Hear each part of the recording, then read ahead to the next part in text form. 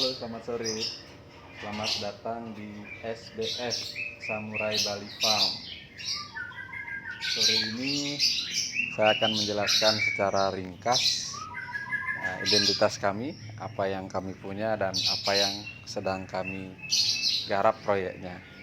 Oke, saya akan perkenalkan satu persatu mulai dari sejarah berdirinya, apa target kami dan lain-lain. Oke, mari kita masuk.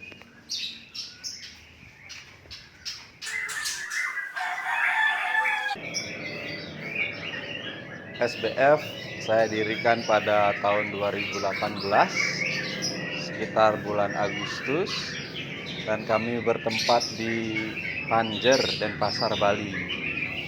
Seperti kebanyakan yang teman-teman lakukan, semua usaha ini berawal dari hobi, kemudian eksperimen, sehingga lahirlah seperti yang kita lihat sekarang. Oke, pada awalnya bisnis ini karena sifatnya hobi, saya mulai hanya dengan 5 pasang.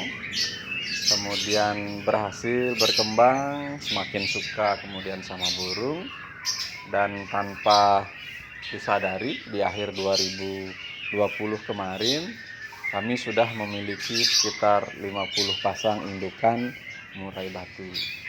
Jenis murai batu yang kami kembangkan di sini adalah murai batu Medan. Kebanyakan indukannya saya dapat dari lapangan, burung gantangan. Itu yang kami pilih yang sifatnya fighternya bagus, kemudian betinanya juga suara dan fighternya mendukung, sehingga rata-rata dari 50 pasang ini adalah indukan bekas prestasi lapangan. Kemudian di tahun 2020 pertengahan saya mencoba mengembangkan murai batu impor. Yang ciri khas utamanya adalah ekornya panjang, rata-rata 29 cm up untuk jantannya, dan betinanya 18 cm sampai dengan 22 cm.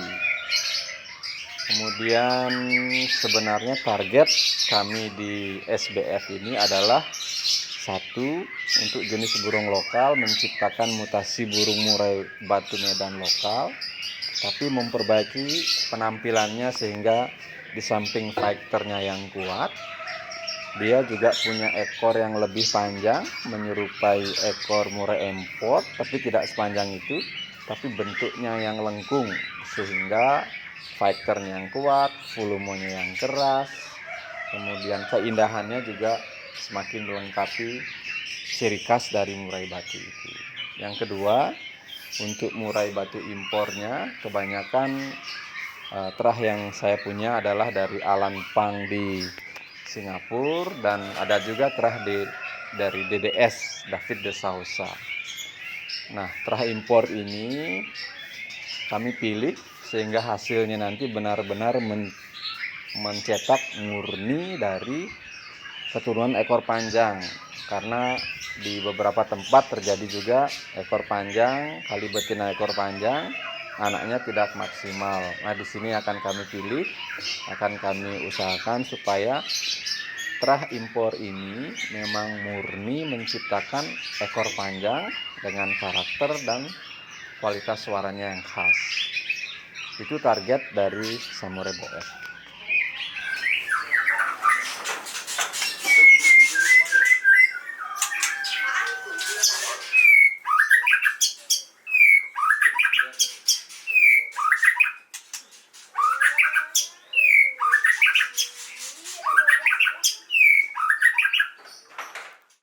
Baik, kita lihat model kandang yang ada di SBF.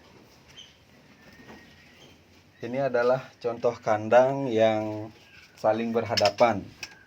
Memang pada prinsipnya burung yang baru kenal itu tidak boleh dihadap-hadapkan ketemu muka kandangnya karena sifatnya fighter.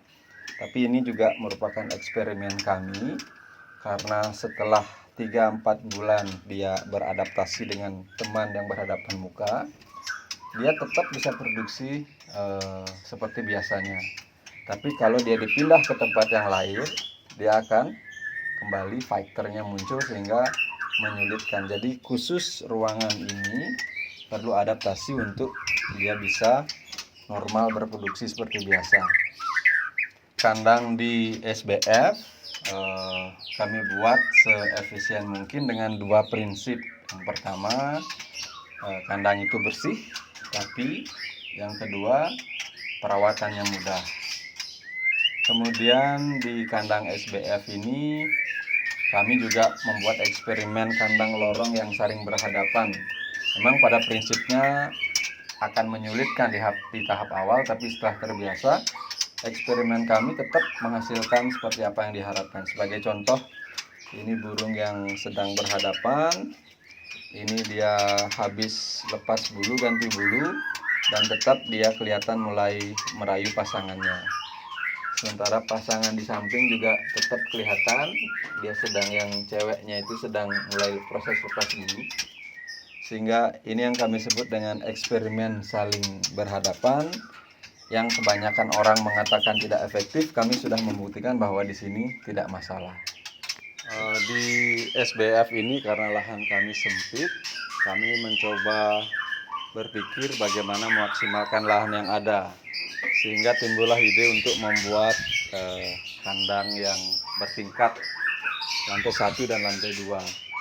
Tapi meskipun kandangnya bertingkat ini, pencahayaan, sirkulasi udara, setelah melalui banyak percobaan memakan waktu dan biaya yang tidak sedikit, kami berhasil menciptakan apa yang kami sebut dengan kandang tingkat yang semi otomatis. Sekarang mari kita coba lihat model kandang yang kami miliki di lantai 2. Tangganya seperti ini.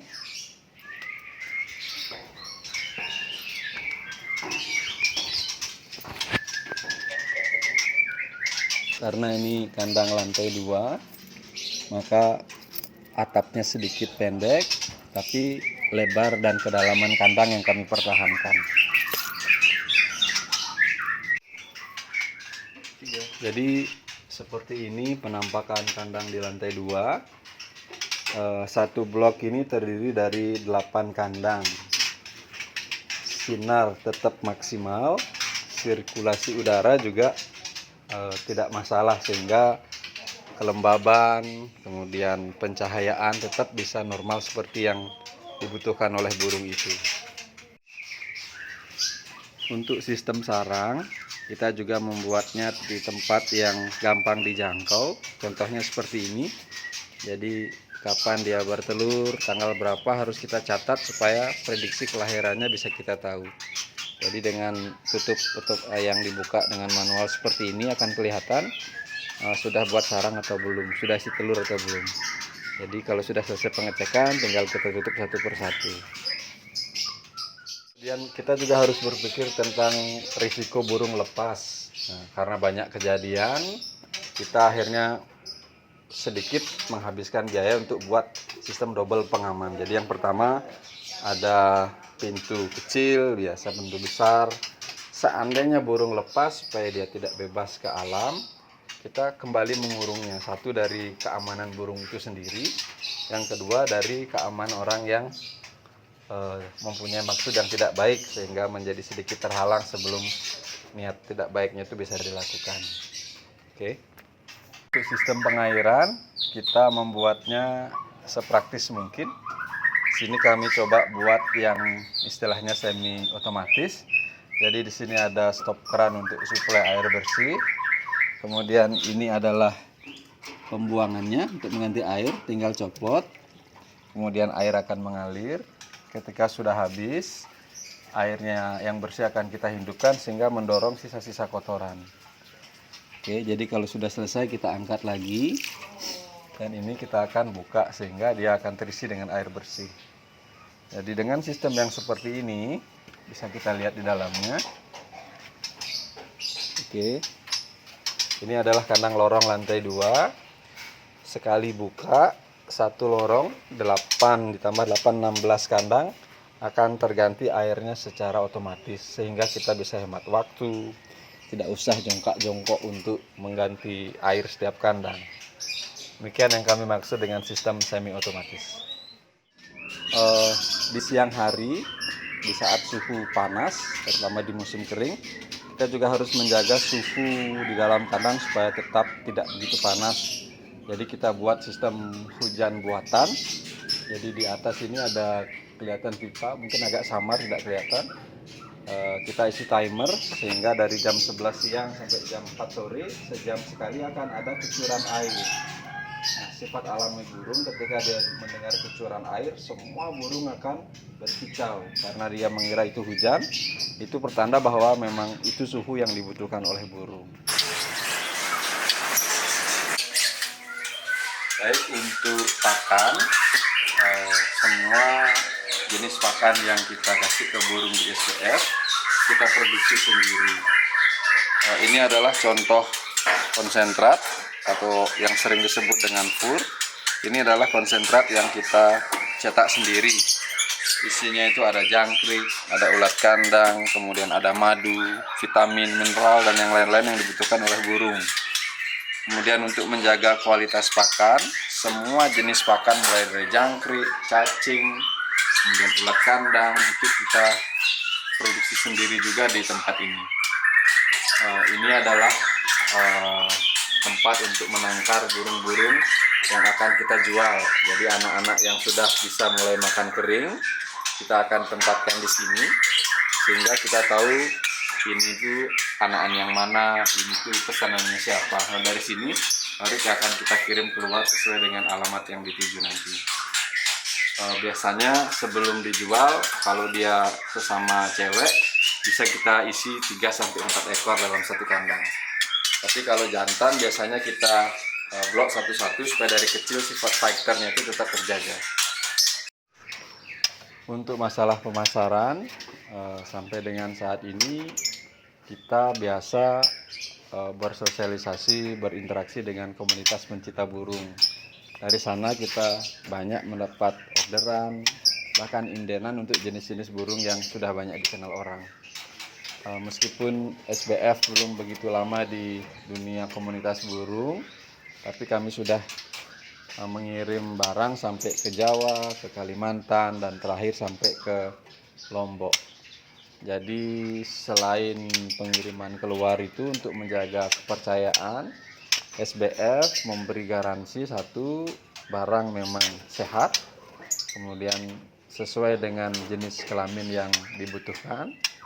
Yang ketiga garansi ada 2, seandainya tidak sesuai dengan jenis kelamin yang diterima bisa dikembalikan utuh dan diganti burung ataupun bisa diganti dengan uang.